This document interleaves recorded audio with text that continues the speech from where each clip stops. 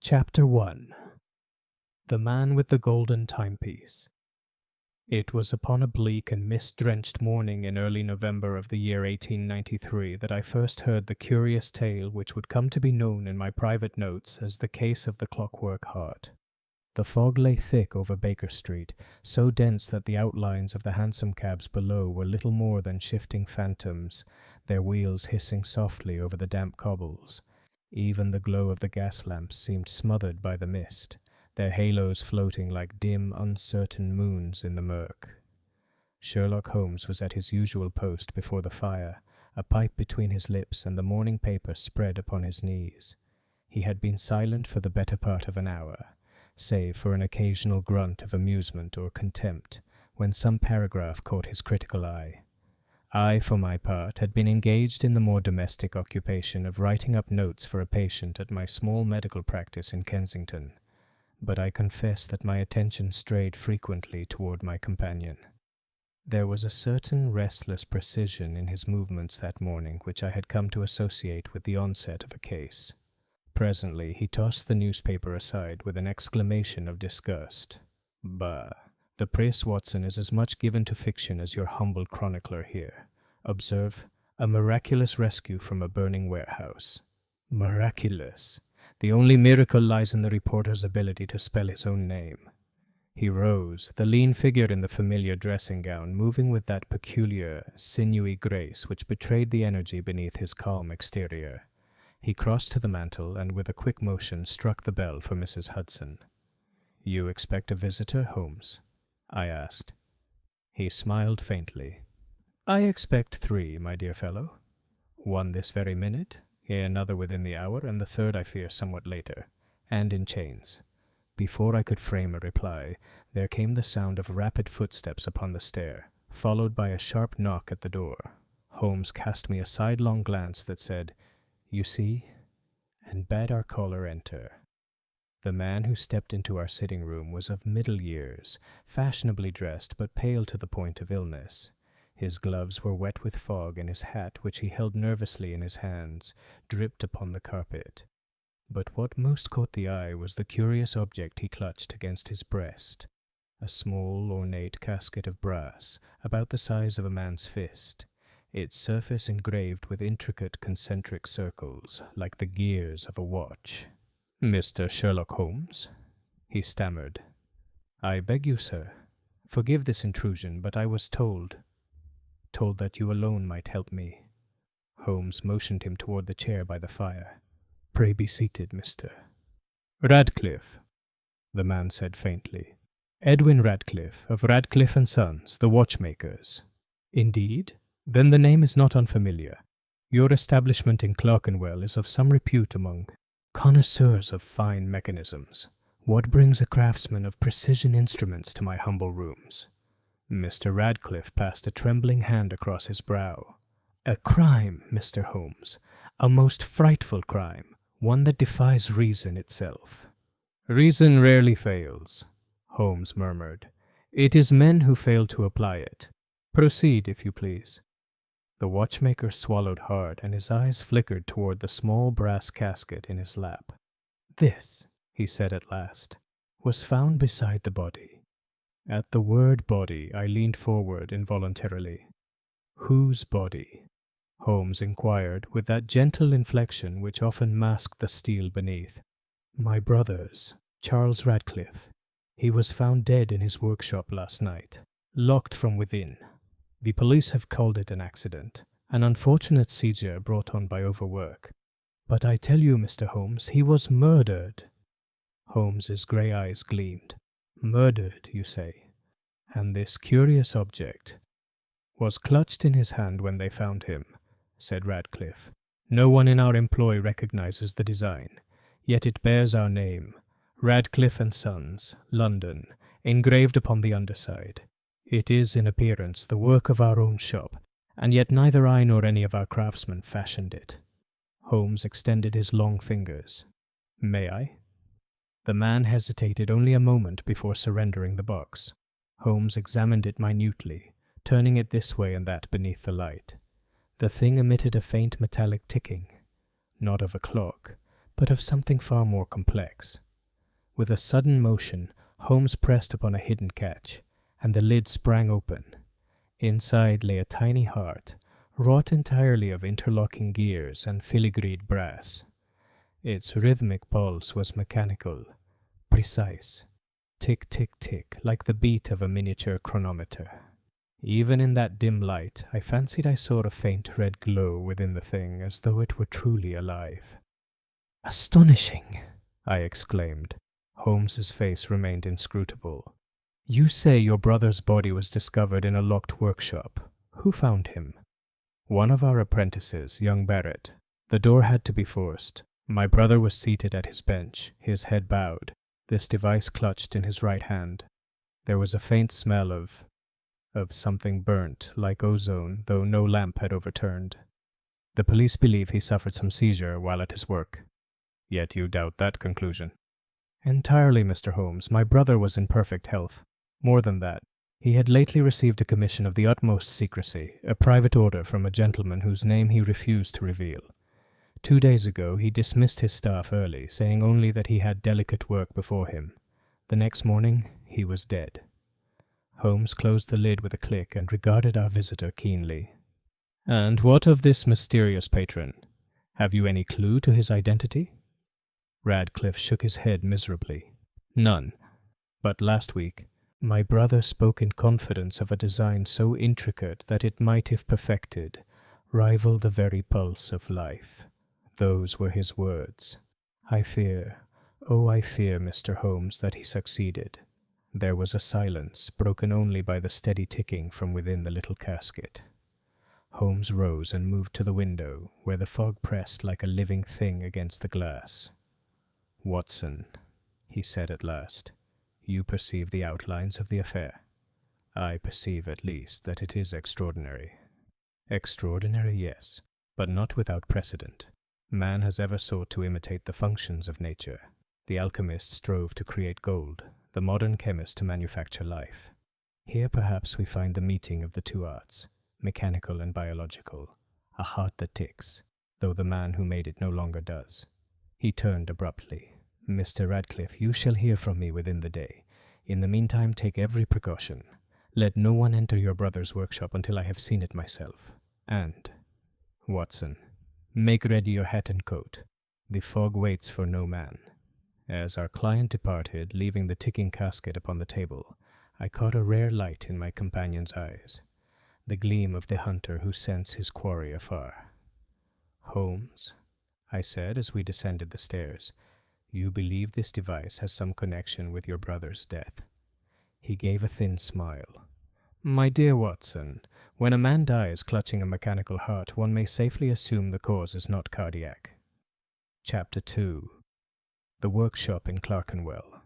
The fog had scarcely lifted when Holmes and I set forth that same morning toward Clerkenwell, the quarter of London long associated with the watchmakers and jewelers of our city. A raw wind swept from the north, carrying with it the acrid scent of industry, oil, metal, and smoke, that hung perpetually over those narrow streets. As our cab rattled through the labyrinth of courts and alleys, I could not help but notice the curious contrast between the delicate craft practiced within those dim workshops and the squalor of their surroundings. Holmes sat beside me in silence, his keen eyes half closed, his long fingers drumming lightly against his knee, a sure sign, as I had learned through long acquaintance, that his mind was working with quiet but extraordinary intensity. At length he spoke, not turning his gaze from the fog-stained window. "Watson, you remarked last evening that the human heart beats, on average, 70 times a minute." "Yes, approximately so." He nodded. "Then our mechanical heart ticking once each second is a trifle too regular. Nature, even in her perfection, permits irregularities. I find that suggestive." "Suggestive of what, Holmes?" "Of artifice rather than imitation. Whoever constructed that device sought not to mimic life, but to impose upon it a machine's discipline. We shall see, perhaps, where that philosophy leads." Our cab drew up before a tall, narrow building bearing the modest sign, "Radcliffe and Sons, Horologists since 1847." A constable stood at the door, and from within drifted a faint metallic odor, like the air after lightning, tinged with something burnt and chemical. Mr. Edwin Radcliffe awaited us at the threshold, his face pale and drawn. "I've done as you asked, Mr. Holmes. No one has entered since you left me." "Excellent. Pray lead the way."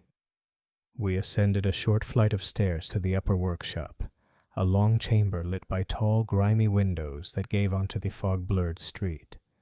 The benches were strewn with the paraphernalia of the watchmaker's art: tiny screwdrivers, magnifying lenses, spools of fine wire, and trays of gears no larger than a pinhead. At the far end stood a high stool, and before it the bench where the dead man had worked.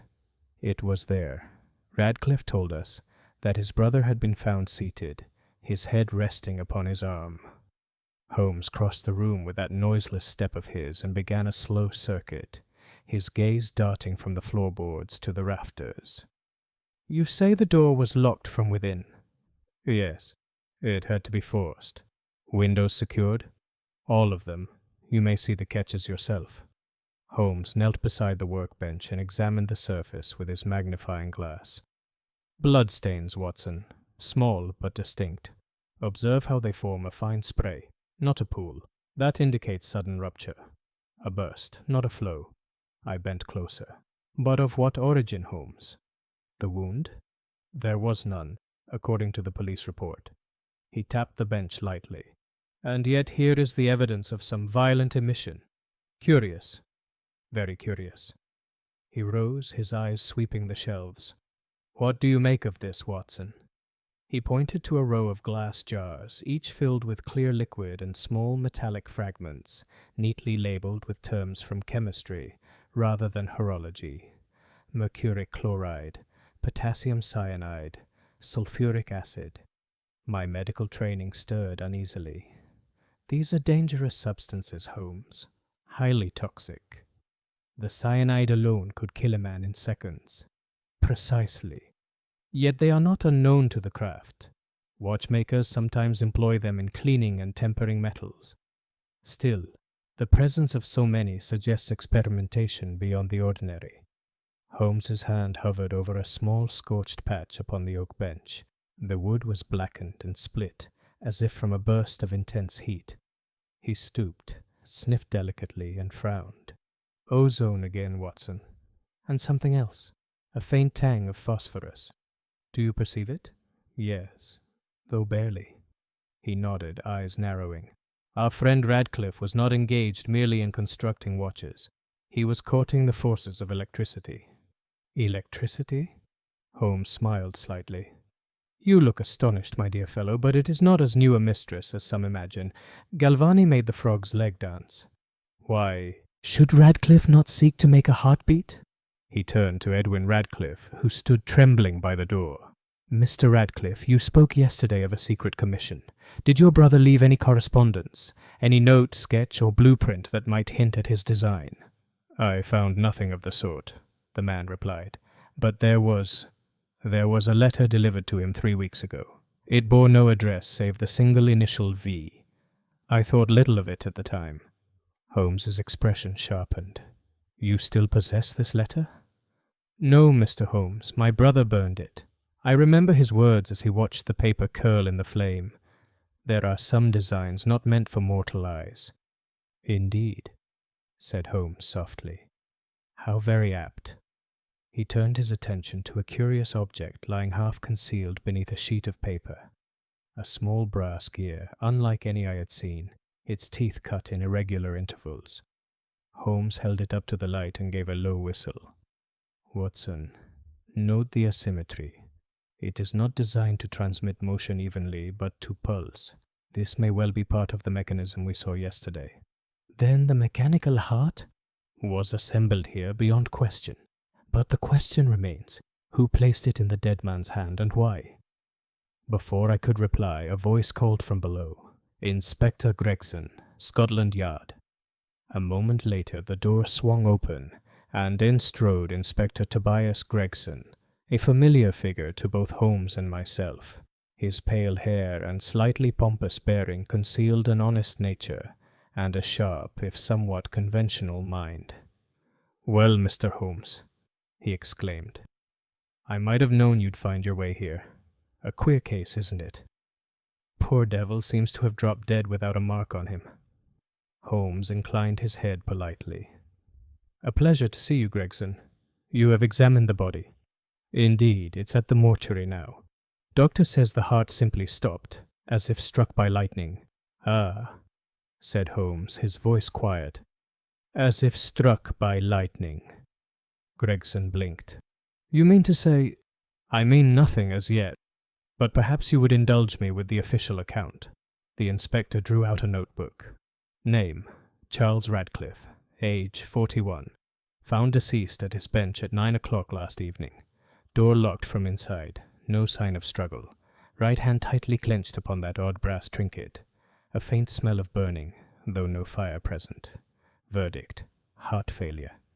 "And you are satisfied with that verdict?" Gregson hesitated. "Between ourselves, Mr. Holmes, no, I'm not. There's something unnatural about the whole business. But there's no wound, no poison, nothing to hang it on. If you can make more of it, you're welcome." Holmes gave one of his rare smiles. "I intend to try." After the inspector had gone, Holmes stood for a long time by the window, lost in thought. The ticking of the clocks around us seemed to blend into a single pulse, steady, inexorable, mechanical. At last he spoke. "Watson, there is a principle I have often laid before you, that every crime, however subtle, leaves behind a footprint in reason. The task is merely to discern it." He gestured toward the workbench. "Here, the footprints are faint, a scorch upon wood, a whiff of ozone, a fragment of gear. Yet taken together they speak of energy unleashed and uncontrolled. I believe, Watson, that Charles Radcliffe died not by poison or by violence, but by his own invention." "You mean an accident?" Holmes's eyes glinted. "Perhaps. Or perhaps a demonstration that went too well. In either case, there remains one spectre unaccounted for. The unknown patron who called himself V." He closed his notebook with a snap. "Come, my dear fellow. We have an appointment this evening at the mortuary, and I would see for myself the marks, or absence thereof, upon this unfortunate man's heart." As we descended the narrow stair and stepped once more into the fog, I could not suppress a shiver. The air itself seemed charged, as though the very atmosphere remembered the experiment that had gone awry, and behind us, in the silence of the shuttered workshop, I fancied I still heard that faint, infernal ticking, like the heartbeat of something that should not live. Chapter 3. The Pulse of the Dead. That evening found us in the mortuary attached to St. Bartholomew's Hospital, where Inspector Gregson had arranged for us to view the remains of the unfortunate Charles Radcliffe. The air within that vaulted chamber was cold and faintly metallic, the light from the gas jets flickering upon polished instruments and white-tiled walls. I had long since grown accustomed to such surroundings in my medical practice, yet I confess that on this occasion a peculiar chill ran through me, a sensation less of dread than of anticipation, as though we stood upon the threshold of something that defied ordinary science.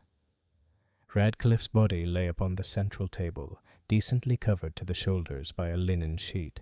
His face, pale and composed, bore no trace of suffering. Indeed, it might have been the countenance of one who slept. Only the faint bluish tinge about the lips, and a curious rigidity of the right hand, still clenched even in death, hinted at the violence of the end. Holmes regarded him for several moments in silence. "A fine head, Watson," he murmured at last. "One can almost see the cunning of the craftsman still lingering about the brow. There are deaths that leave behind a chaos of expression. This one leaves precision. You see something unusual?" He nodded toward the chest. "Observe how the discoloration extends no further than the clavicles. That is not the pattern of ordinary cardiac arrest.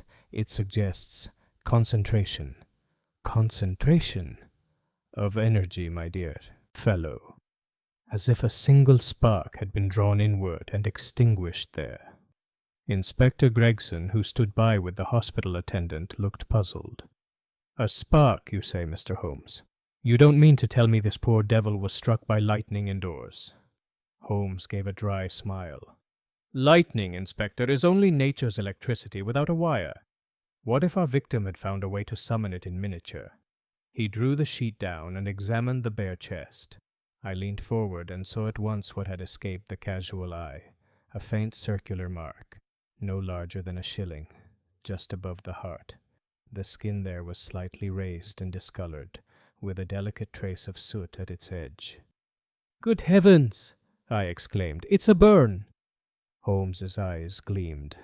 "A burn, yes, but not from flame. The contour is too clean, too precise. Note the absence of blistering. This, Watson, is the kiss of the galvanic coil." I stared. "Then you believe he was electrocuted?" "In a manner of speaking. But look closer." He motioned to me with the forceps. "The burn is not superficial. It seems to have, penetrated inward." He glanced to the attendant. "Would you be so kind as to pass me the scalpel, my good fellow?" "No, Inspector, fear not.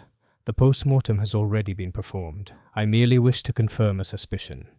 With the deftness of a surgeon, Holmes made a small incision along the mark. I bent beside him as he parted the tissue, and what I saw there caused me to start back in astonishment. Embedded just beneath the skin was a sliver of metal, a minute gear, scarcely larger than a grain of rice. "Holmes," I cried, "there's metal inside him." "Yes," he said quietly, extracting the fragment with a pair of tweezers. "And not by accident. This is machined brass, the same alloy as the device our client brought yesterday." He turned the fragment in the light, and we both saw that it bore a tiny engraving, almost microscopic, of the letter V. The silence that followed was broken only by Gregson's exclamation. "Good Lord! You think someone put that there?" Holmes's reply was measured. "It is no natural growth, Inspector.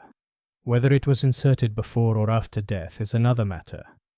But if you wish my opinion, this man was the victim of his own creation, or of one who understood it better than he."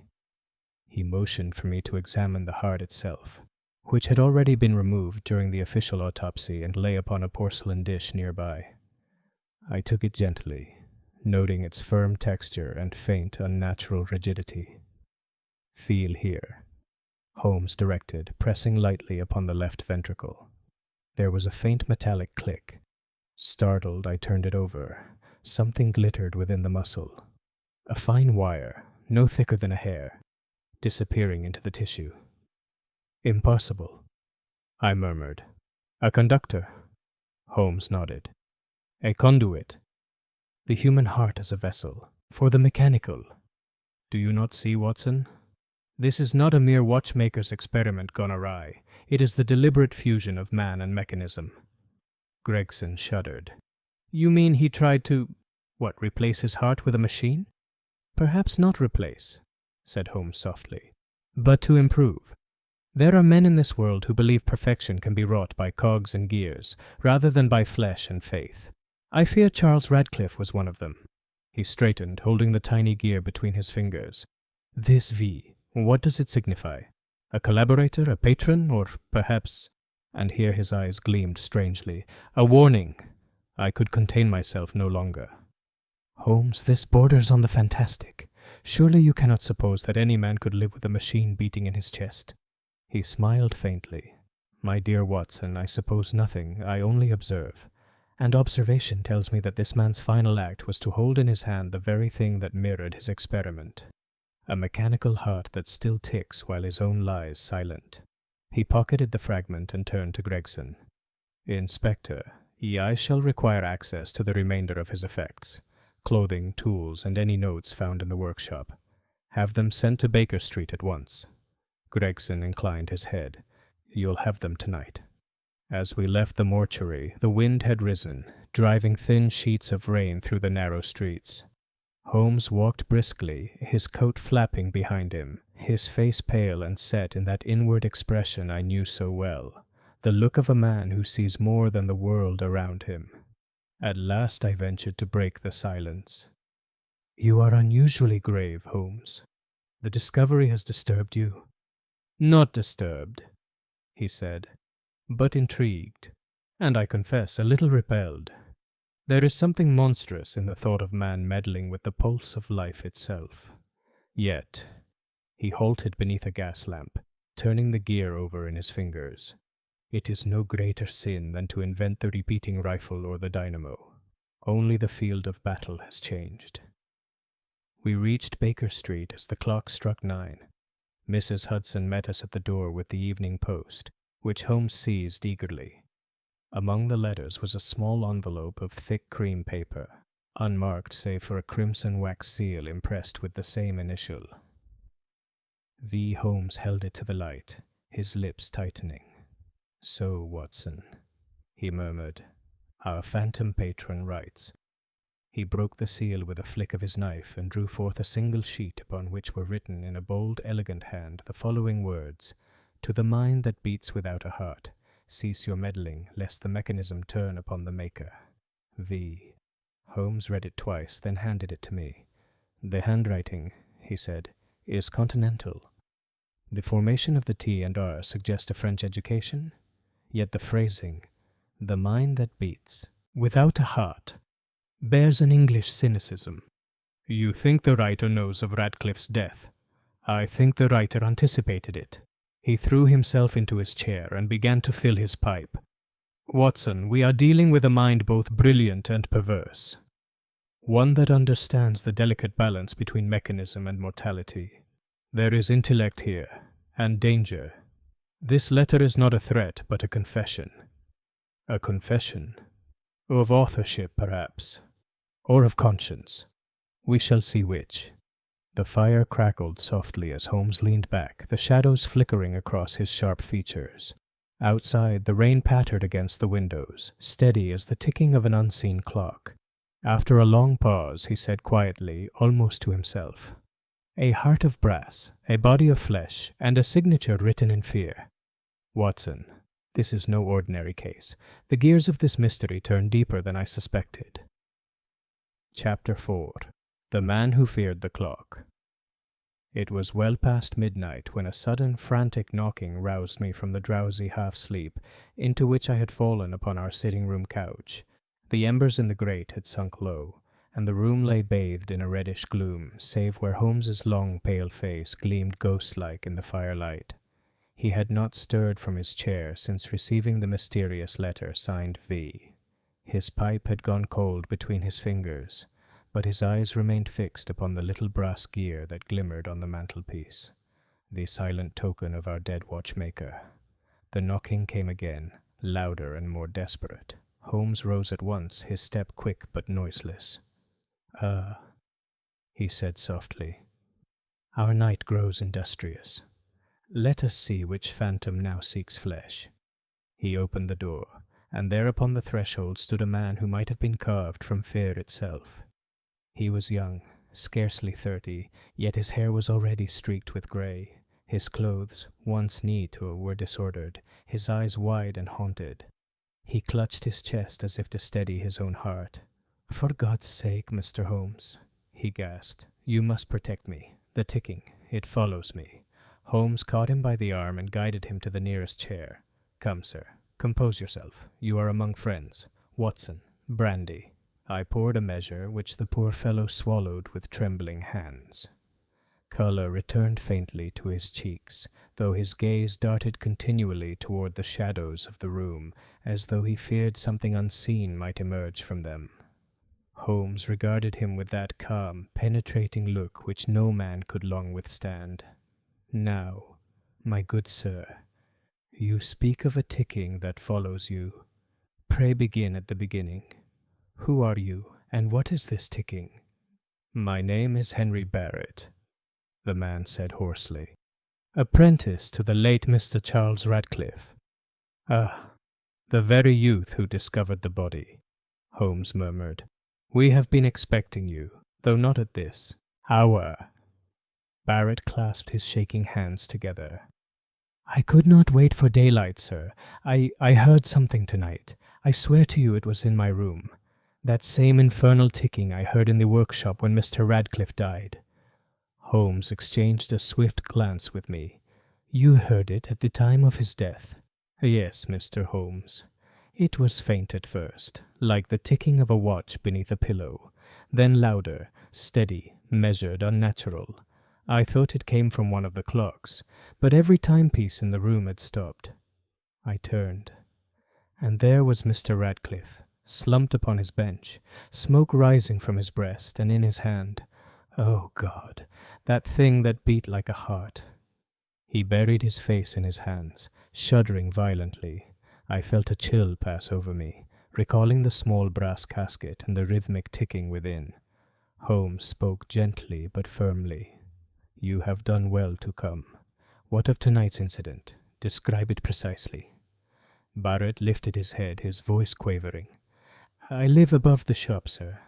Since Mr. Radcliffe's death, I have been sleeping little. This evening as the clock struck 11, I heard it again. Faint at first, then louder. The walls seemed to echo with it. I swear the sound came from within my own chest. I fled at once. I could not bear to stay another moment. Holmes studied him keenly. And no one pursued you? You saw no figure in the street? No, sir. Only the fog, and the sound fading behind me. Holmes turned to me. Watson, note the physiological signs. Tremor of the hands, dilation of the pupils, irregular respiration. Our visitor is under extreme nervous tension. Yet there is sincerity in every fibre of his being. He placed a hand upon Barrett's wrist, feeling the pulse. 87. Rapid but steady. The heart is sound enough. You see, my dear fellow, he added with a faint smile to Barrett, it is your imagination that misbehaves, not your organs. Barrett looked at him miserably. You think me mad. I think you frightened, and with reason. Fear often rings louder than truth, but both have their rhythm. Tell me, before your master's death, did he speak of a visitor? Perhaps one bearing the initial V? Barrett started. V? Why, yes. A week before he died, a gentleman called late one evening. I had never seen him before. Tall, dressed all in black, with gloves and a wide-brimmed hat.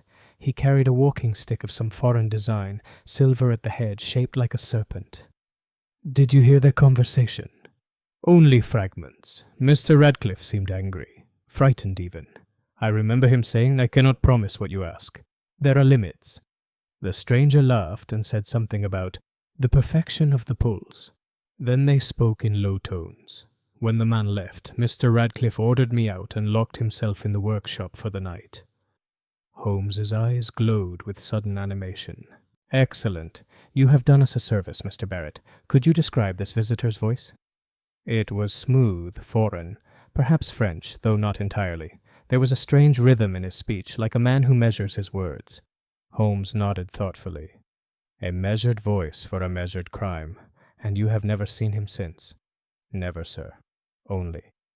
Only once, 2 nights ago, I thought I saw someone watching the shop from across the street. When I looked again, he was gone. Holmes paced the hearth in silence for a time, then paused before our visitor.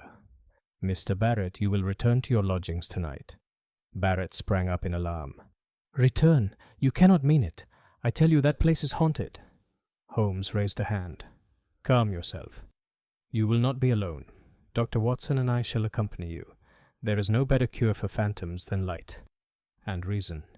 I confess that my heart sank a little at the prospect of venturing into that sinister workshop again by lamplight, yet I knew better than to oppose him when he had made up his mind. Within the hour we found ourselves once more in the fog-wrapped streets of Clerkenwell. The hour was nearing 2. Not a soul stirred in the narrow lanes. Even the air seemed to hold its breath. The dim yellow of our lanterns cast wavering shadows upon the damp cobbles. Barrett unlocked the shop door with a trembling hand. Inside, the silence was oppressive. The silence of a place that remembers sound. The faint smell of oil and metal hung in the air. Holmes set the lamp upon the counter and motioned us to listen.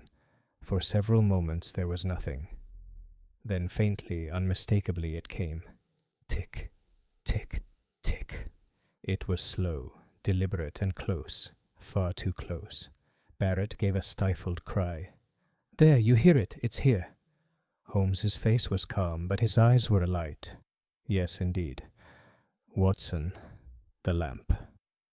We followed the sound, every nerve tense. It led us through the workshop, past the benches and cabinets, to a tall mahogany case that stood against the wall.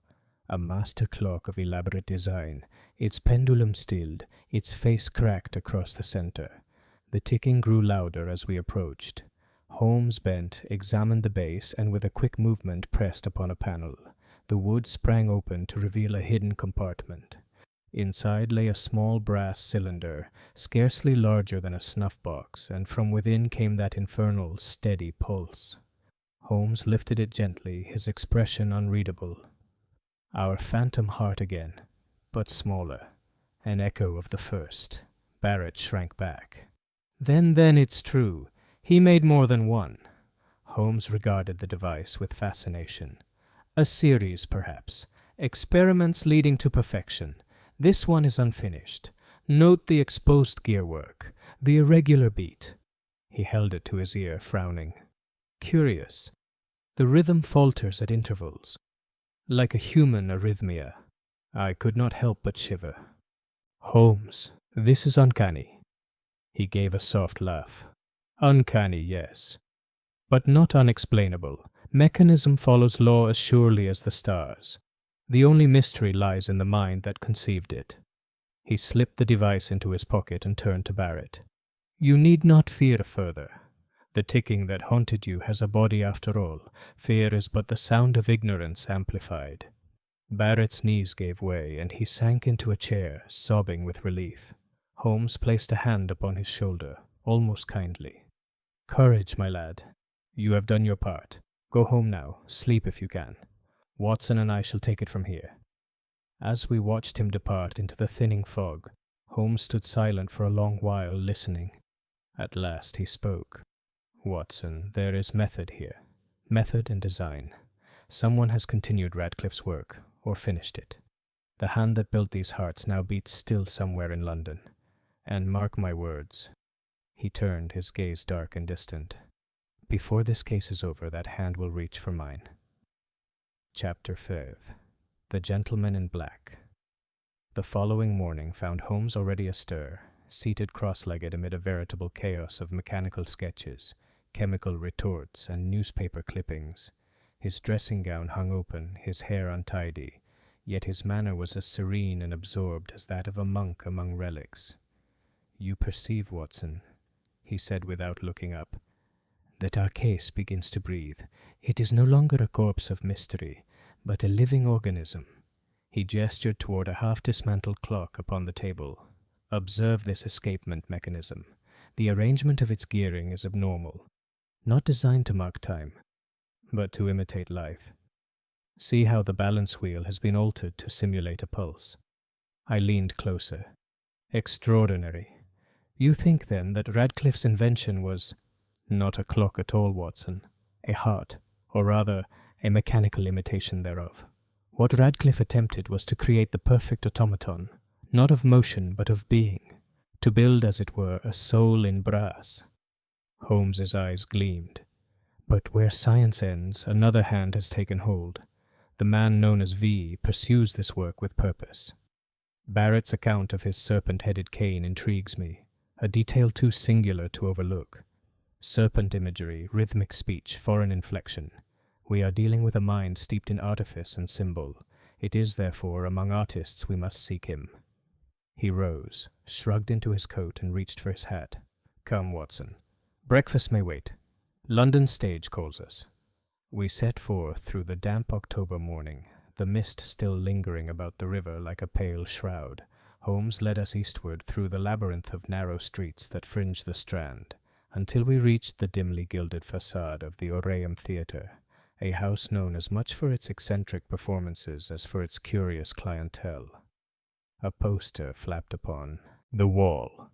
Le Théâtre des Ombres, one night only, featuring Monsieur Varel, the master of mechanical marvels.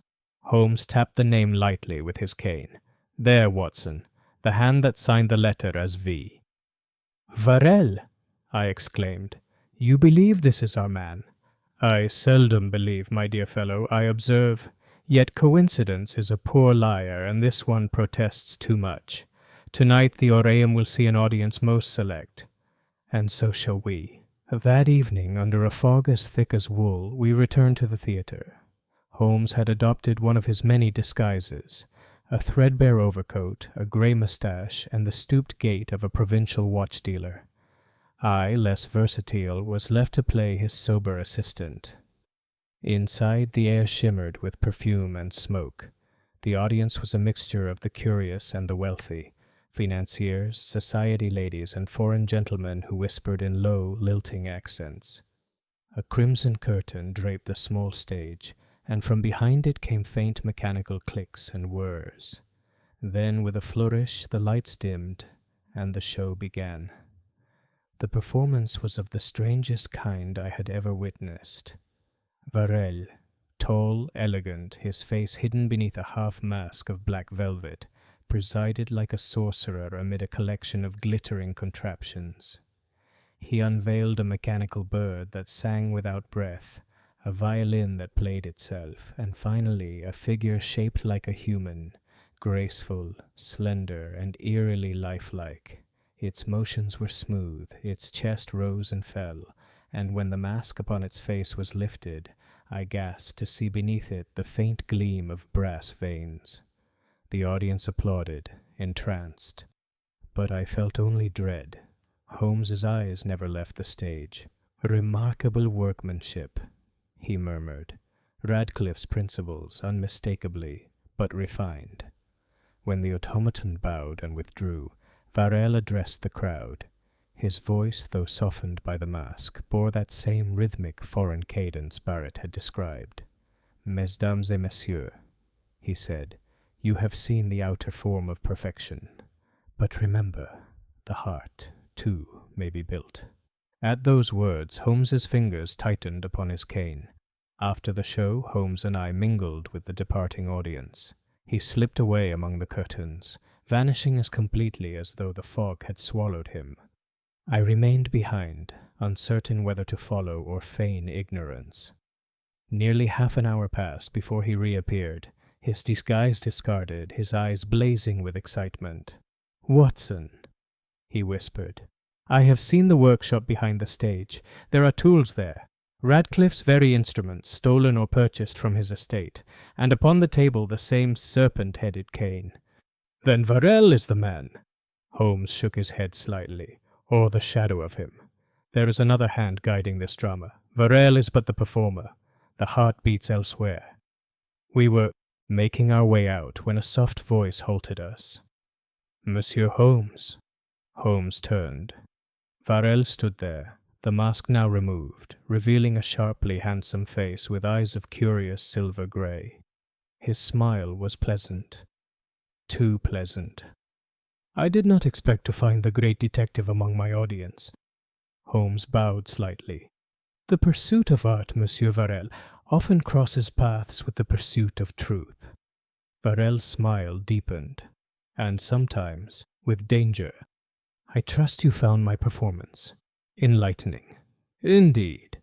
You have mastered more than machinery, it seems. Tell me, did you study under Charles Radcliffe?" For the first time, the Frenchman's composure wavered. "Radcliffe? Ah, yes, a name I have heard. A talented man, gone too soon." Holmes's tone was almost casual. One might say his heart failed him. A flicker, barely perceptible, crossed Farrell's face. "We all have fragile hearts, Mr. Holmes. Some beat too long, others not enough."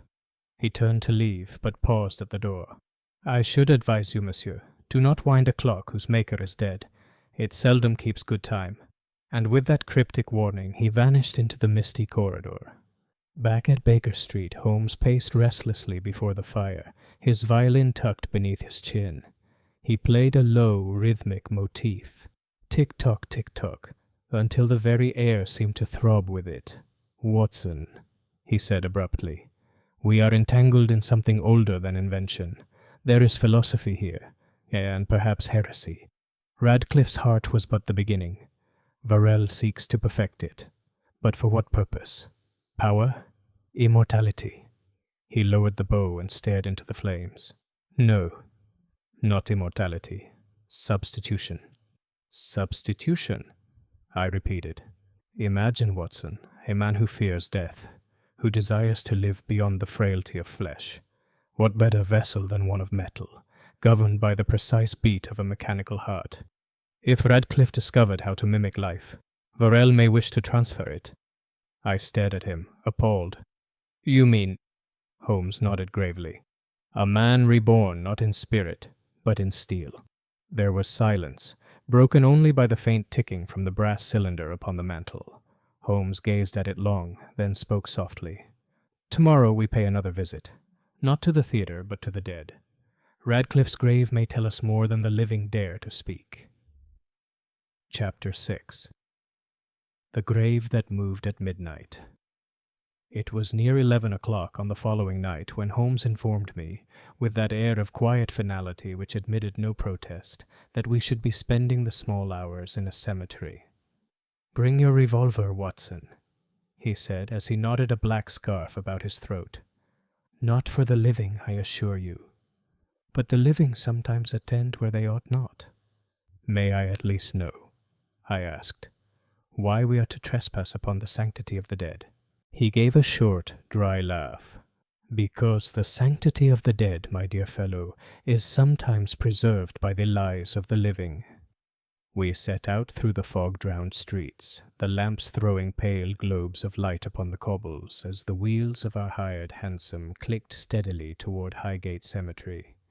The air was chill and thick with that damp odor peculiar to London in the late autumn, part smoke, part decay, and part the very breath of the river itself. Holmes spoke little, but I could see from the restless movement of his long fingers that his mind was deeply engaged. Every few moments he would glance at the brass casket, now safely wrapped within a length of oilskin and placed beside him. "You intend to bring that infernal device to the grave?" I asked. "Indeed," said he. "A heart must sometimes be compared with its twin, Watson.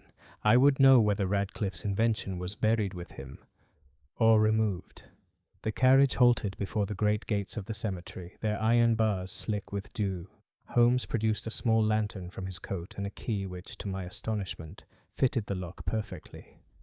"Good heavens, Holmes," I whispered. "Surely you do not mean—" "I mean," he interrupted, "that Lestrade owes me a favor from the affair of the Camden poisoning, and that this key is his silent contribution. Come." The path wound between the leaning monuments and ivy-choked tombs, each name a frozen echo of some forgotten citizen. The moon, veiled by low clouds, offered scant illumination. The lantern's trembling circle was our only companion. Somewhere in the distance an owl called, and I felt a queer chill crawl along my spine. We came at last to a modest vault near the eastern boundary, a simple stone with the inscription, "Charles Radcliffe, Master Watchmaker, 1847-1893. Holmes knelt, brushing away the damp moss that clung to the carved letters. Then, producing a thin steel implement, he began methodically to loosen the screws upon the iron plate which sealed the stone. "Holmes," I murmured, "if anyone were to see us—" "My dear Watson," he said calmly, "the hour and the fog are our allies. Besides, I have no wish to disturb the gentleman's repose, merely to confirm whether he is in fact enjoying it." The slab shifted with a muffled groan. Together we raised it, revealing the dark cavity below. A faint odor of earth and metal rose to meet us. Holmes directed the lantern's beam downward. The coffin lay there, intact, but the sight that met our eyes froze the breath upon my lips. The lid of the coffin had been unscrewed and replaced. The screws were new, the wood unweathered, and upon the lid itself, in faint, oily fingerprints, was the unmistakable impression of a serpent's head. Holmes gave a low whistle. "Our gentleman in black has been busy." He handed me the lantern, then without hesitation raised the lid. The body of Charles Radcliffe lay, as one might expect, yet not entirely so. The face was waxen, but strangely preserved. His chest, however, bore a jagged incision from sternum to collarbone, roughly stitched with black thread. Beneath the seam something faintly ticked. I started. "Holmes, listen." He leaned close, his expression grave. "A mechanism," he said softly, "still beating." He slipped a gloved hand within his coat and withdrew the brass casket we had carried. Gently he opened it. From within came that same rhythmic sound, a second ticking, in perfect counterpoint to the first. For several seconds the two beats echoed one another, then slowly began to synchronize until they pulsed in unison, as though answering one another across the gulf between life and death. Holmes's voice dropped to a whisper. "Two hearts, one of brass, one of bone, and both still move." I shuddered. "This is unnatural." "Unnatural, yes," he murmured, "but profoundly human. Radcliffe sought to build life from motion. Someone else has built motion from death." He replaced the lid carefully, sealing the grave once more. We had scarcely stepped back onto the path when the faint crunch of gravel reached our ears. Holmes extinguished the lantern with a swift motion and drew me into the shadow of an angelic statue. Through the fog we discerned two figures approaching, one bearing a lantern, the other stooped and shuffling as though burdened. Holmes's hand gripped my sleeve. "Observe, Watson. The tall one carries himself with the ease of command. That is no grave robber. The shorter is an accomplice, perhaps a servant. Let us see what errand brings them here." The pair halted at Radcliffe's grave. The taller man, slender, cloaked, and unmistakably elegant, gestured for the other to set down the object he bore. The smaller man obeyed, producing what appeared to be a wooden crate. Holmes's eyes glinted. "A transfer," he whispered. The tall man knelt, placing a hand upon the disturbed earth. Even from our distance, I recognized that peculiar precision of motion, that theatrical grace. It was Varel. He spoke softly, the words foreign to my ear, rhythmic and reverent. The smaller man unscrewed the crate, revealing the faint glimmer of metal within. Then, as Varel opened the coffin once more, Holmes tensed beside me like a coiled spring. For several minutes they worked in silence. Then, with deliberate care, Varel withdrew a small object from the crate, something golden and intricate. It pulsed faintly, as though alive. "The missing heart," I breathed. Holmes nodded. "He comes to reclaim it, or to replace it." Before I could speak again, Holmes stepped soundlessly from the shadows. "Good evening, Monsieur Varel," he said in a voice as calm as the fog around us. The effect was instantaneous. The lantern was dropped. The smaller man fled into the darkness like a startled hare. Varel, however, turned with cold composure, the golden mechanism still in his gloved hand. "Ah," he said softly. "The great detective cannot resist the theatre, even when it plays among the tombs." Holmes advanced a step. "Your performance grows tiresome, Varel. The curtain falls here." Varel smiled faintly. "On the contrary, monsieur, it rises. You are late to the premiere." He held the golden heart aloft. "This, Mr. Holmes, is perfection, a device that remembers the pulse of its maker. You call it unnatural. I call it immortal." "Immortal?" Holmes's tone sharpened. "You desecrate a dead man's work to cheat mortality itself." "I perfect it," Varel retorted. "Radcliffe dreamed of life within brass. I give that brass a soul." As he spoke, a strange shimmer passed over the coffin. The faint ticking grew louder, accelerating, tick, tick, tick, until it became an almost living rhythm. "Holmes!" I cried. "The body!" Radcliffe's form shifted, imperceptibly at first, then with a jerk that sent the coffin trembling. One hand twitched. A faint rasping sound escaped the pale lips. Varel's eyes blazed. "Behold, the clockmaker's last masterpiece, himself." In that instant, Holmes sprang forward, seizing the brass heart from Varel's grasp. The ticking faltered. The movement ceased. The silence that followed was so deep that I could hear my own heartbeat hammering in my ears. Varel gave a cry, a half rage, half despair, and fled into the mist. Holmes made no attempt to follow. He stood motionless, holding the golden heart against his chest, its light fading. When he finally spoke, his voice was very low. "Watson, Tonight we have seen man attempt to play God, and nearly succeed. We left the grave sealed, and the fog closed around us as though it had never parted. The hansom carried us home through streets that seemed eerily still, as if the city itself had paused to listen to the echo of that mechanical pulse. Back at Baker Street, Holmes set the golden heart upon the mantel beside the brass one. Their ticks were no longer in harmony, one strong, one weak, like two wounded things remembering their kinship. Holmes regarded them for a long while. "There is a science yet unborn, Watson," he said at last. "One that walks the line between creation and crime, and its apostles will not stop here." He turned away, his face pale in the firelight.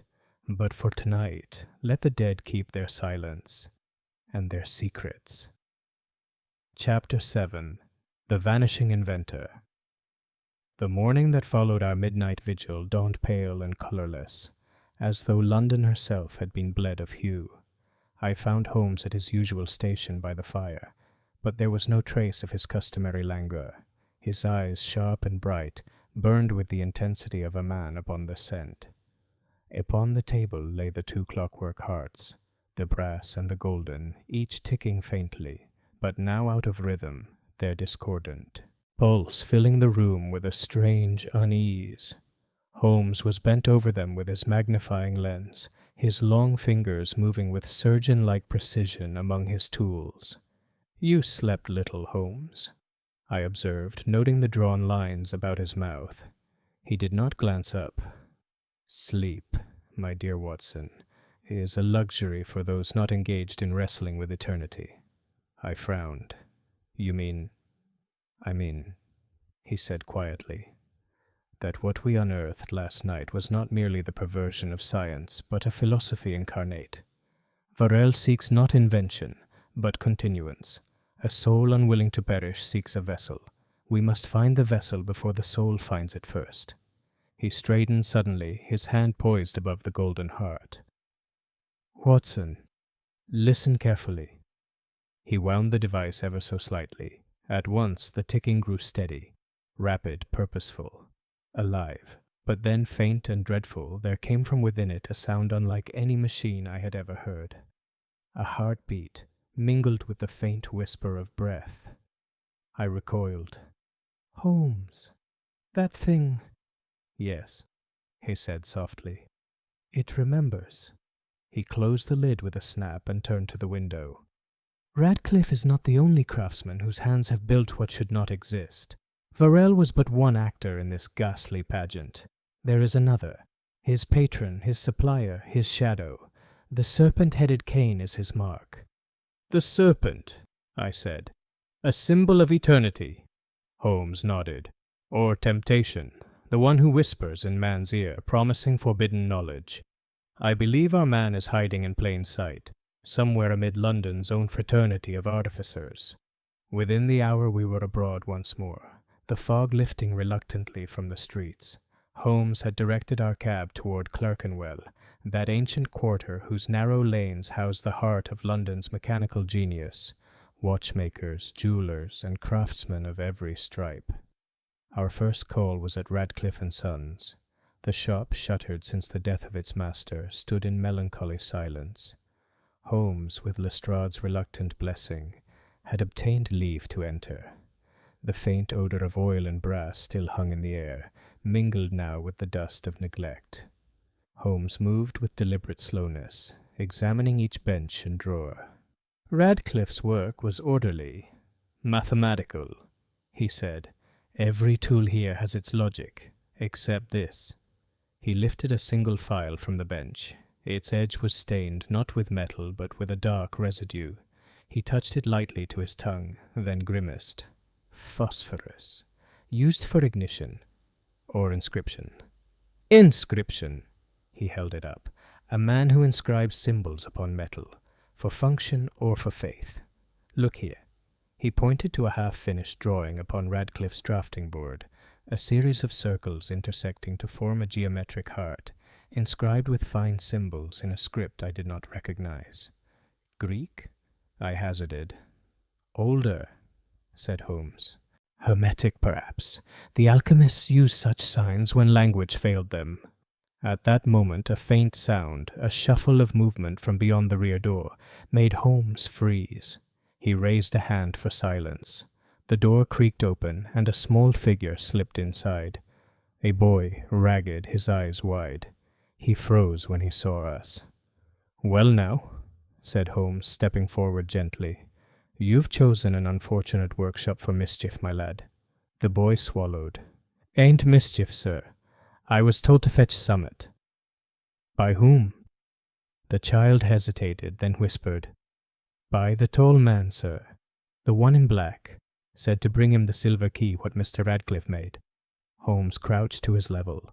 "And where is this key?" The boy's eyes darted toward the rear shelf.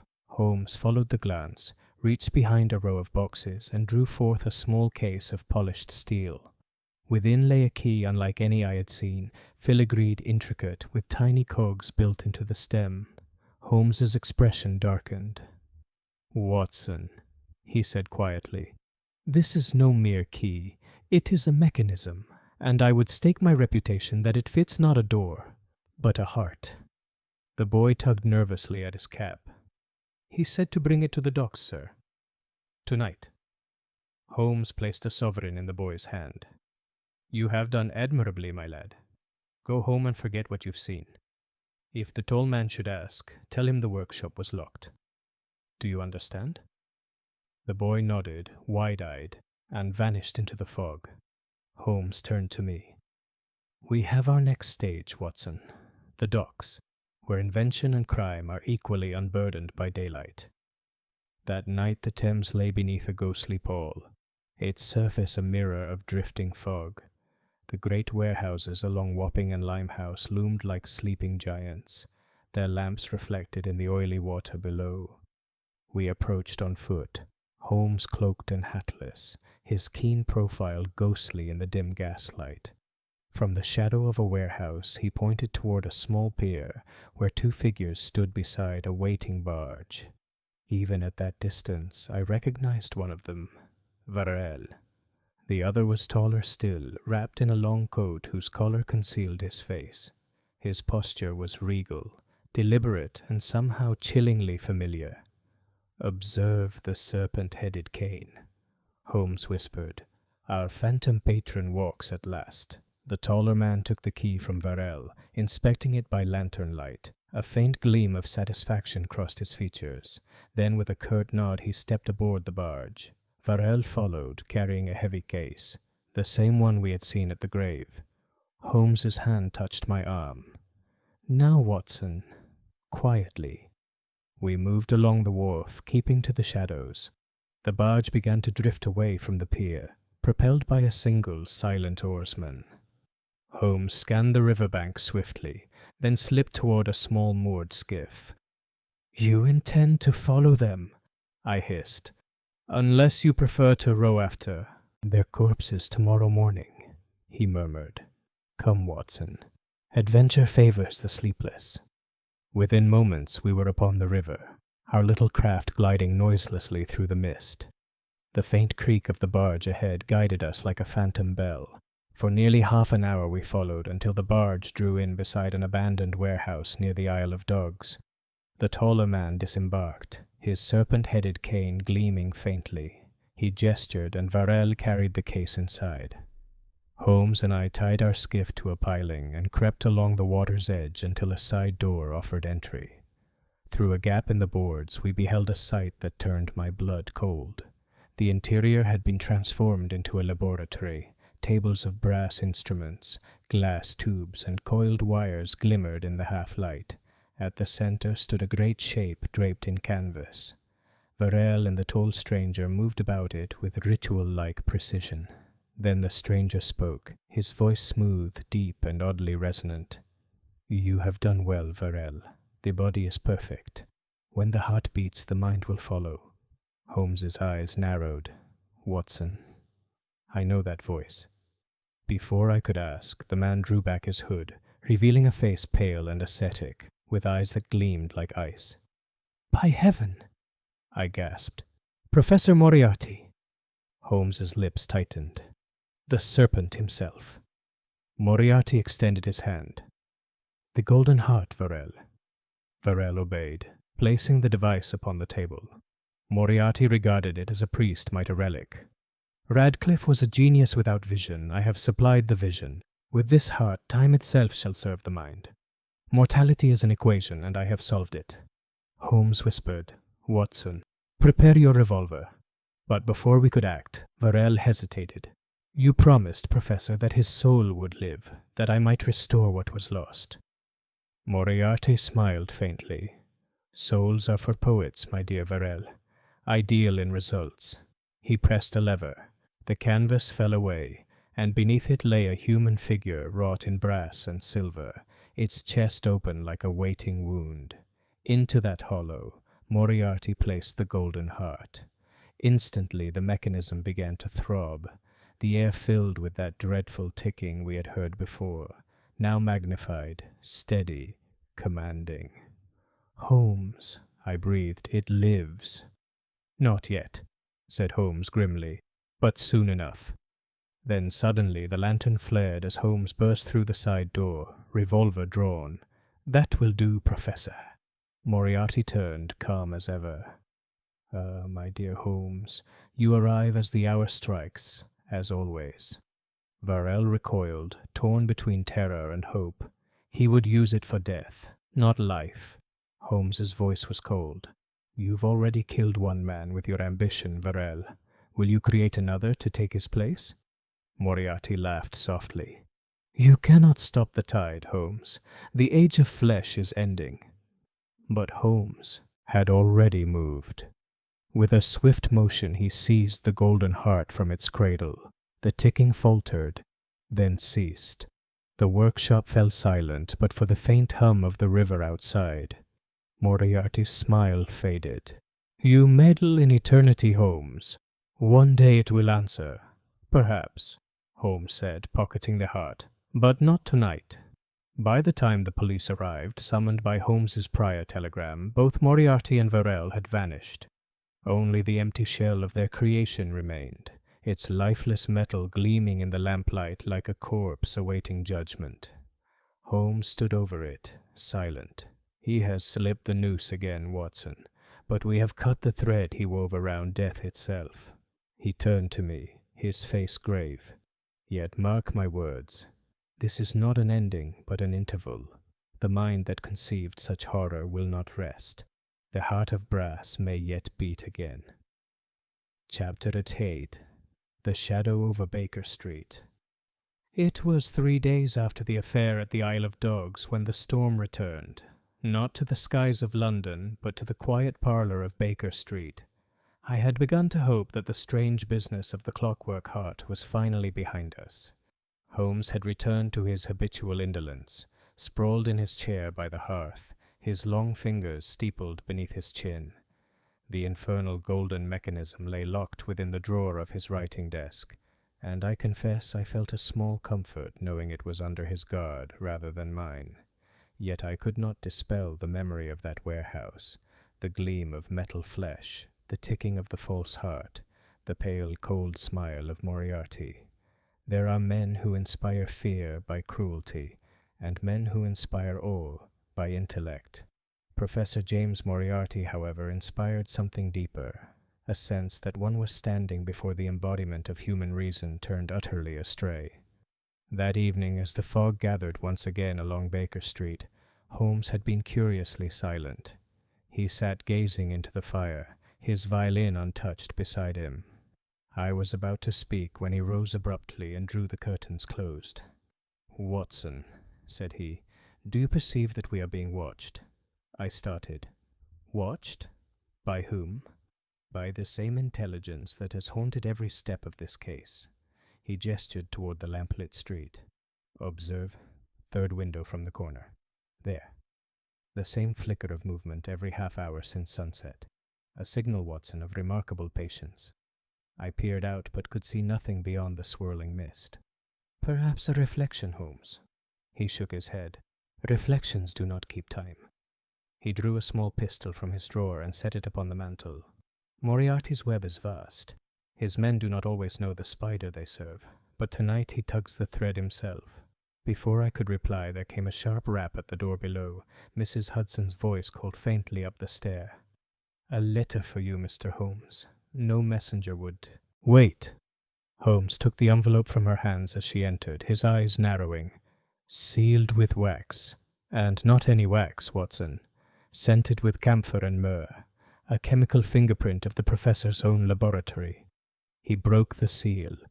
Within was a single sheet, on which was written in a precise mathematical hand, "My dear Holmes, you may have silenced the heart, but the hand still moves. When brass sleeps, blood must wake. I propose an experiment. At midnight, at St. Bartholomew's, bring your doctor. The patient awaits. J.M." Holmes read it twice, then folded it neatly. "Midnight, St. Bartholomew's Hospital. The professor grows theatrical."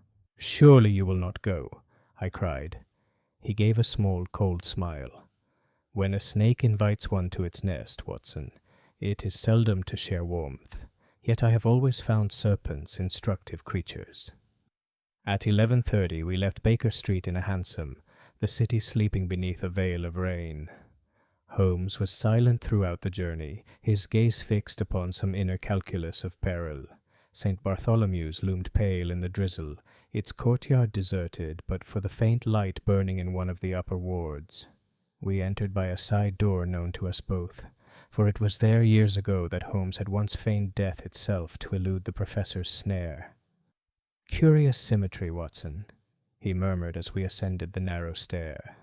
We returned to the place of resurrection, only to confront a man who would grant it by machinery.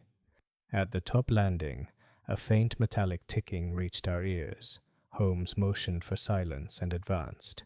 The ward was dimly lit, the rows of beds empty save for one. At its center, a figure lay covered by a white sheet.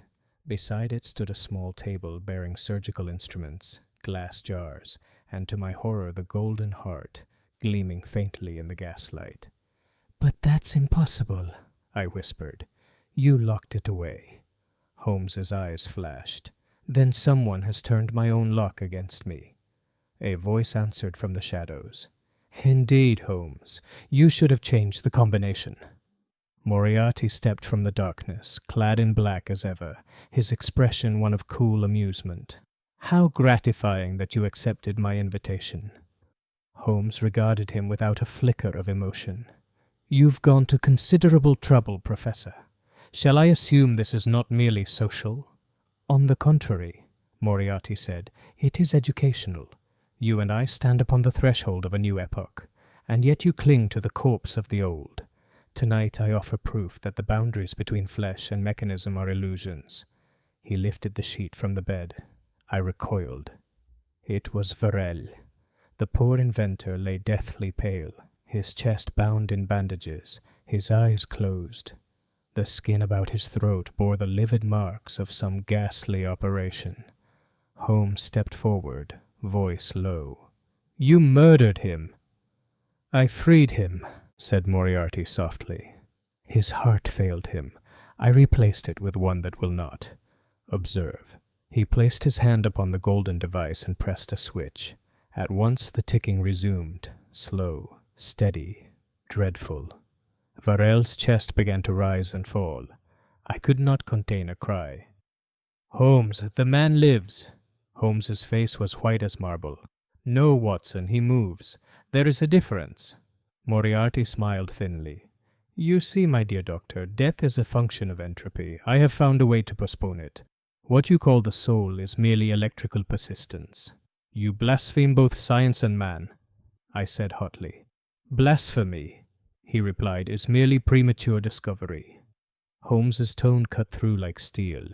"You have built not life, but obedience. Your creature will serve no will but yours." "Precisely," said Moriarty with a gleam of pride. "A perfect servant, and in time a perfect army. Imagine, soldiers that do not tire, agents that do not betray, rulers who never die. The future, Holmes, beats within that chest." Holmes moved like lightning. In a single stride he reached the table, seized the heart's winding key, and twisted it sharply backward. The ticking faltered, then stopped. Varel lay still once more. Moriarty's calm mask broke for the first time, his hand darting toward his coat. But Holmes was faster. With a swift motion he drew his revolver and fired. The bullet struck the lantern, plunging the room into darkness. "Watson! The window!" Holmes shouted. I stumbled forward, the crash of glass ringing in my ears as we burst into the open rain. Behind us the professor's voice echoed through the ward, calm again, mocking. "You can stop the heart, Holmes, but not the idea. You fight mathematics with sentiment, and sentiment always loses." Then came a blinding flash of light, an explosion that shook the courtyard. Flames burst from the upper windows as we stumbled to the ground below. Holmes, soot-streaked but unhurt, dragged me behind the stone arch. When the smoke cleared, half the ward was gone, and with it, Moriarty. By dawn the fire was extinguished, and the hospital authorities could make little of what they found. Among the debris lay the remains of the mechanical heart, warped and blackened by heat. Holmes turned it over silently, then handed it to me. "The world is safe from it, at least," I said. He looked at me strangely. "Safe, Watson? When knowledge itself cannot be burned?" I hesitated. "You mean someone else?" "I mean," said Holmes quietly, "that the professor's words were not mere vanity. There is always another mind ready to follow where he led. The blueprint survives, if not in paper, then in memory." He stood by the window, watching the city stir beneath the rain. "We have crossed a boundary tonight, old friend. The age of gears and hearts may yet find a single body." He turned, his eyes reflecting both triumph and sorrow. "And when it does, I pray that there will still be a man left who remembers the difference." Chapter 9. The Ghost Engine. The morning after the explosion at St. Bartholomew's dawned grey and without promise. The smoke still hung over Smithfield like a bruise upon the sky, and the streets below our window murmured with rumour, tales of fire, of a man risen from death, of strange ticking sounds in the night that set dogs howling in the alleys. London was whispering, and in that whisper I fancied I heard the echo of Professor Moriarty's laugh. Holmes had not slept. I found him at the breakfast table, his long fingers blackened from soot, the remains of the mechanical heart laid open before him like a dissection. "It lives still, Watson," said he quietly, without looking up. "Not in motion, but in memory. Observe the engraving upon this inner casing." I leaned close. Within the scorched brass was etched a series of numbers, followed by a curious symbol, a circle bisected by a vertical line, like an ancient alchemist's sign. "What does it mean?" I asked. Holmes took a deep drag of his pipe. "It means, my dear fellow, that the heart was only the beginning.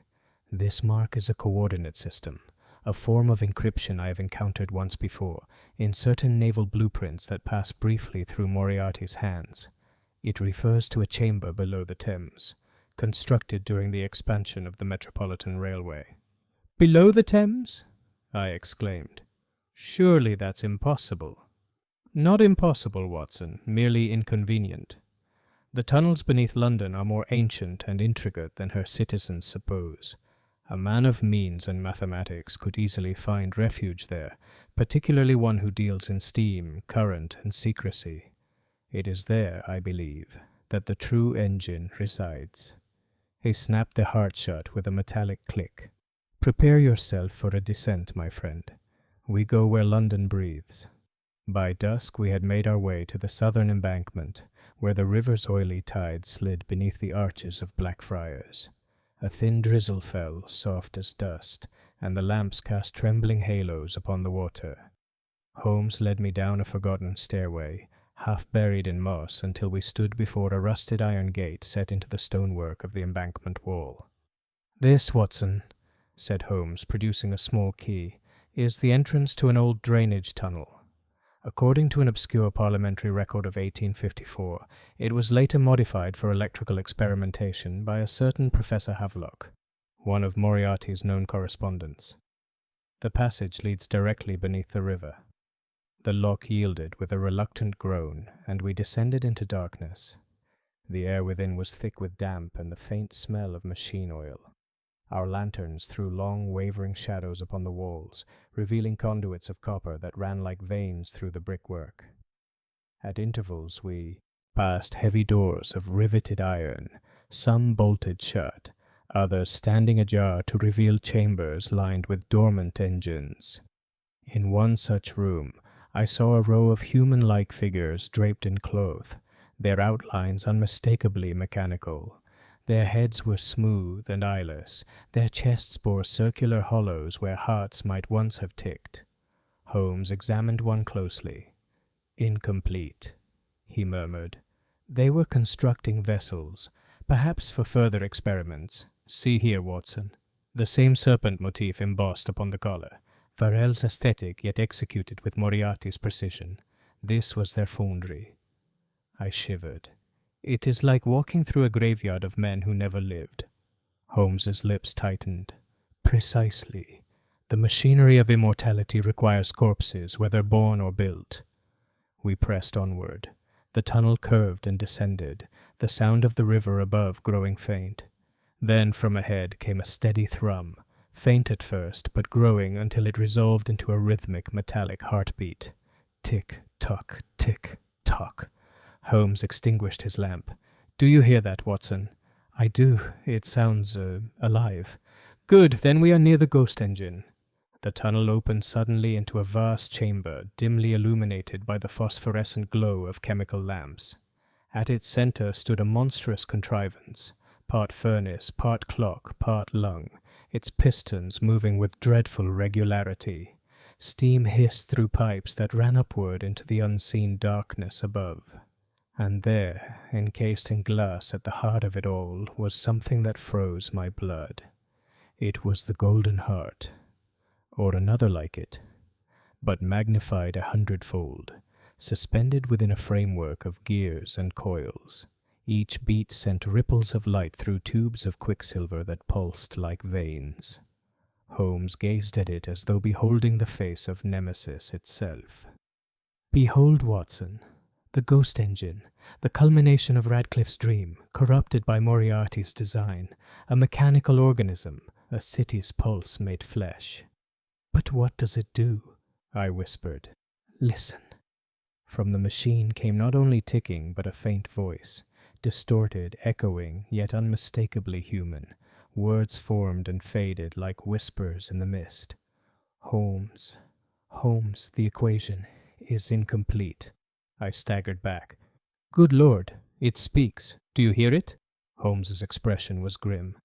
"It records, Watson, an echo of consciousness impressed upon electrical current. The machine is speaking with Varel's mind." "Varel's mind? But he's dead." "His body is dead," Holmes said quietly. "His brain may have been mapped by the professor's instruments before the explosion.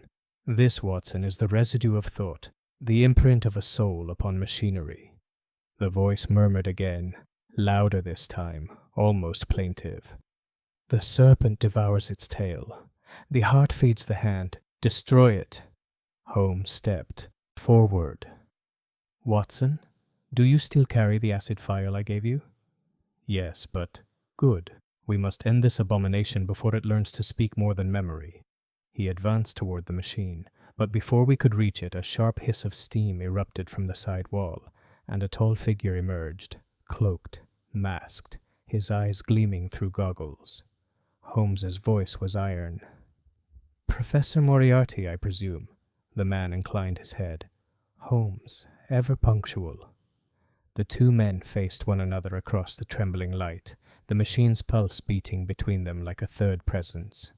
"You destroyed my prototype," Moriarty said calmly, "but not my principle. This, Holmes, is evolution, consciousness freed from decay. What is man but a clock that winds itself with blood? I have merely replaced blood with electricity." Holmes's gaze did not waver. "And in doing so you have built not a god, but a ghost. Tell me, Professor, if your mind could inhabit such a machine, would it feel? Would it choose? Or would it only obey the law that made it?" Moriarty smiled faintly. Emotion is error. Obedience is perfection. Then you have disproved humanity, not perfected it. The professor's hand moved toward a lever. Perhaps. But humanity has long since outlived its use. He pulled it. The ghost engine roared to life. Sparks leapt from the coils. The walls shuddered. The glass heart blazed like molten sun. The voice rose again, distorted, furious. Stop. It hurts. It hurts. Watson, Holmes cried. The acid, now! I dashed forward, uncorked the phial, and hurled it into the heart's casing. The glass shattered with a shriek. Green flame erupted, bathing the chamber in light. Steam burst from every seam, the heartbeat faltered, and stopped. When the vapor cleared, Moriarty was gone. Only his laughter echoed through the tunnels, faint, mocking, and infinite. We emerged upon the embankment some hours later, soot-stained and silent. The first light of dawn spread over the river, turning its black surface to pewter. Holmes stood gazing eastward, his face unreadable. The ghost engine is destroyed, I said at last. Surely the danger is over. He shook his head slowly. Machines can be rebuilt, Watson, but once an idea takes root, it is beyond our reach. Somewhere in London tonight, a student of mathematics will dream of immortality in brass. The heart may be dead, but its echo beats still. And Moriarty. Holmes gave a faint, bitter smile. If the river carried him away, then London sleeps safer, for a time. Yet I have learned never to trust the silence of water. We turned homeward through the mist, the city's waking bells mingling with the fading rhythm of that dreadful machine. And though I told myself it was only my imagination, I could have sworn, faintly beneath the wind, that I heard it still. Tick-tock, tick-tock. Chapter X. The Whispering Automaton. It was near the end of that bleak October when the peace of Baker Street was once more disturbed by a knock that carried the unmistakable note of calamity. I had begun to hope that the destruction of the ghost engine beneath the Thames marked the conclusion of our unnatural adventure. Yet Holmes had not been himself since that night. He paced the sitting room for hours, muttering to himself, his mind caught in some invisible snare. The great detective, usually so sure of the limits of logic, now appeared haunted by a question he could not quantify, whether the thing we had destroyed was truly dead, or only waiting. That morning the fog was thicker than I ever remember seeing it. A choking woolen mist that pressed against the windows like something alive. The city beyond our glass might have been a phantom world. Mrs. Hudson had scarcely cleared away the breakfast when there came a frantic knocking upon the door below. Moments later a uniformed constable burst in, his helmet dripping rain. "Beg pardon, sir," said he, addressing Holmes, "but the Yard requests your presence at once. There's been, something unnatural in Whitechapel again." Holmes straightened at once, all lassitude gone. "Unnatural, you say? You will oblige us with details." The man swallowed. "It's a body, sir. At least it looks like one. But it's made of brass and wire. It were lying in Hanbury Street, propped against a lamp-post as if alive. And begging your pardon, sir, it were speaking." Holmes's eyes gleamed like flint. "Speaking?" "Yes, sir. Kept saying the same thing over and over. Holmes must finish it." Then it stopped. Holmes seized his hat and coat. "Watson, the game resumes." We reached Hanbury Street within the hour. The fog there was a darker shade, blackened by soot and shadow, heavy with the scent of refuse and rain. A small crowd had gathered around the constable's cordon. When they saw Holmes, a murmur ran through them like a current. The object lay beneath the lamp-post just as described. Even in death, if death it could be called, it was a ghastly sight. The figure was near life-size, shaped in the image of a man, its limbs constructed of jointed brass and its face covered with a thin mask of wax that had begun to melt under the gaslight. Beneath the ruined lips, a small aperture revealed the intricate gears within, still twitching faintly. On its chest, engraved in the same serpentine symbol we had found upon the heart, were the words, "The Hand Awakens." Holmes knelt beside it, his gaze as keen as ever. "Observe, Watson. The craftsmanship, identical to that of Radcliffe's automata, yet modified. These joints have been adapted for greater flexibility, the musculature reinforced with fine steel cabling. This," he pointed to the throat, "contains a phonograph cylinder. Perhaps it will still play." He took a small winding key from his pocket, fitted it into the mechanism, and turned it twice. At once the automaton shuddered. Its head jerked upward, eyes flickering with dull light. Then in a rasping, broken whisper came words that made my blood run cold. "Holmes, finish the heart." The voice, and if such it could be called, kind, was faintly human. Fainter still was the pattern of speech, its cadence eerily familiar. Holmes's expression hardened. "Good God," I whispered, "that voice. It cannot be." "Yes," Holmes murmured. Varel. We had the automaton conveyed at once to Baker Street, where Holmes set about examining it with the precision of a surgeon. He removed the chest plate to reveal a compact assembly of gears and filaments that pulsed faintly, as though reluctant to die. "It's transmitting," he said. "Some form of coded signal. Morse, perhaps, but irregular. A distress call or a command. Listen." He turned a small dial, and the ticking deepened into a rhythmic series of tones. Dot dot dash. Pause. Dash dash. Dot dot. Holmes scribbled rapidly upon a scrap of paper, his lips moving in calculation. "It spells tower." "The Tower of London?" I exclaimed. "Where else?" he said grimly. "A fortress, a laboratory, and, if one knows where to look, a vault. There are substructures below the old armory that even Her Majesty's engineers have forgotten. Moriarty would have known of them." He closed the automaton's chest with a decisive snap. "Watson, the ghost walks again, and this time it bears a royal address." We set out that night under cover of the same choking fog that had plagued London all week. Holmes had arranged discreet access through an old acquaintance at the War Office, Colonel Ashcroft, who, though bewildered, had long ago learned to question little when Holmes was involved. By midnight we found ourselves descending a spiral stair beneath the tower's inner wall, a place so ancient that the stones themselves seemed to breathe with history. At the base lay a locked door of blackened oak, which Holmes opened with the same ease he might unlace a glove. Beyond was a chamber unlike any I have seen, a laboratory but not of medicine or chemistry.